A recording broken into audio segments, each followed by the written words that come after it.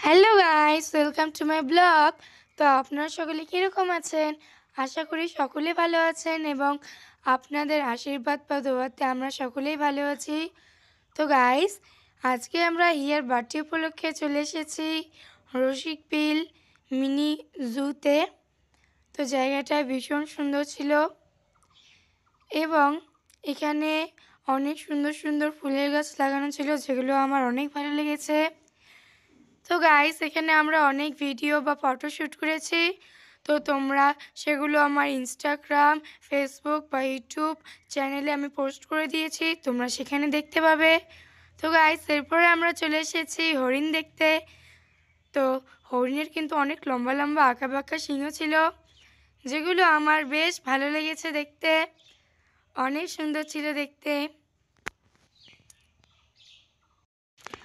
So guys, এরপরে আমরা দেখতে এসেছিলাম বাঘ। তো গাইস, বাঘের তো দেখাই পেলাম না, কী আর করা যাবে। এখানে বাঘের মূর্তি এবং বাঘের ছবি দেখেই থাকতে হলো। আর এখানে বাঘের মূর্তিটা ভালোই লেগেছিল, কিন্তু বাঘ ছবি দেখতে পেতাম তো একটু বেশি খুশি হতাম। তো গাইস, এরপরে আমরা চলে এসেছিলাম হাঁটতে হাঁটতে সাপ দেখ। সো এখানে আমরা অনেক বড় বড় দুটো অজগর সাপ দেখতে পেয়েছি, যেগুলো অনেক মোটা ছিল এবং অনেক লম্বা ছিল। আমি তো পুরো অবাকই হয়ে গিয়েছিলাম। সো গাইস, এরপরে আমরা চলে এসেছি টিয়া পাখি দেখতে।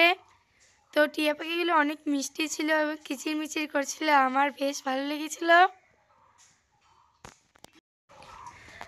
সো গাইস, এরপরেই আমরা সবথেকে বেশি ইন্টারেস্টিং জিনিস কুমির দেখতে এসেছিলাম। তো দেখো, এখানে কুমিরটি উঠবার চেষ্টা করছে এবং কুমিরগুলো বেশ মোটা ছিল, যেগুলো আমার অনেক ভালো লেগেছিল।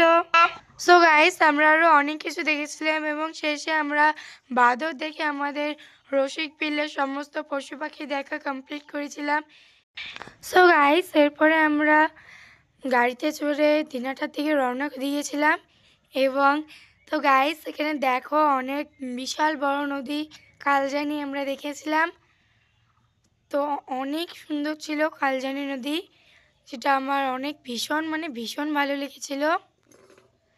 তো দেখো, এরপর আমরা দিনাটায় পৌঁছে এখানে বিরিয়ানি খেতে বসেছিলাম। সো গাইস, আমরা আরও অনেক কিছু খেয়েছিলাম। তো এরপরে আমরা খাওয়া দাওয়া কমপ্লিট করে বাড়ির থেকে রওনা হয়েছিলাম। তো আজকের জন্য টাটা। তো ভিডিওটা কেমন লাগলো অবশ্যই লাইক, কমেন্ট এবং শেয়ার করে দেবেন। Bye bye.